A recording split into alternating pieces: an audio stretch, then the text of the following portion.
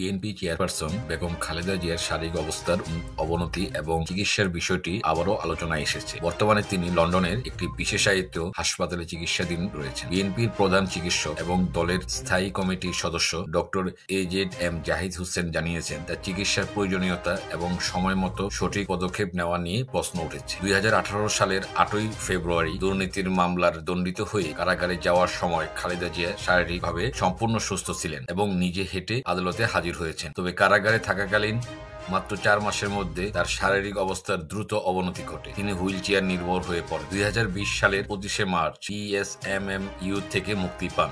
Doctor Zahid Hossain বলেন, একটি নির্দিষ্ট ওষুধের অতিরিক্ত মাত্রা এবং দীর্ঘ সময় সঠিক চিকিৎসা না পাওয়ার কারণেই তার শারীরিক অবস্থার এই অবনতি।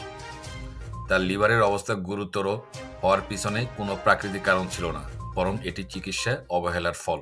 2018 সালের চিকিৎসার সময় যুক্তরাষ্ট্রের জন হপকিন্স বিশ্ববিদ্যালয়ের বিশেষজ্ঞ চিকিৎসক দল বেগম খালেদা জিয়ার লিভার পরিস্থিতি নিয়ে একটি সুপারিশ করেছিলেন। তারা বলেছিলেন তাকে দ্রুত যুক্তরাষ্ট্রে নিয়ে গেলে উন্নত চিকিৎসার মাধ্যমে তাকে সুস্থ করা সম্ভব। তবে সে সময় এই সুপারিশ কার্যকর করা হয়নি।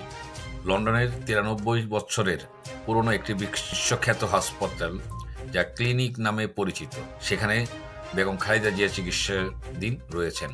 চিকিৎসকরা জানিয়েছেন, তার চিকিৎসা প্রক্রিয়া জটিল হলেও সঠিক পদক্ষেপ নিলে সুস্থতার সম্ভাবনা আছে। তারা এখনও বেগম জিয়ার চিকিৎসার বিষয়ে পরামর্শ দিচ্ছেন। তবে এ বিষয়ে ফেসিবিলিটি এবং পরবর্তী চিকিৎসার ধরন নির্ভর করবে তার বর্তমান অবস্থার উপর। বিএনপি মনে করেন, সময় মতো সঠিক পদক্ষেপ না নেওয়ার কারণে বেগম জিয়ার শারীরিক অবস্থার অবনতি হয়েছে। তারা আশা করছেন, বর্তমান চিকিৎসা এবং ভবিষ্যৎ পরিকল্পনার মাধ্যমে তাকে সুস্থ করে দেশে আনা সম্ভব হবে। খালেদা জিয়ার চিকিৎসা নিয়ে দেশের পাশাপাশি সমর্থকদের মধ্যেও উদ্বেগের সৃষ্টি হয়েছে। তারা দ্রুত সুস্থতা কামনায় দেশবাসীর প্রার্থনা আহ্বান জানিয়েছেন বিএনপি।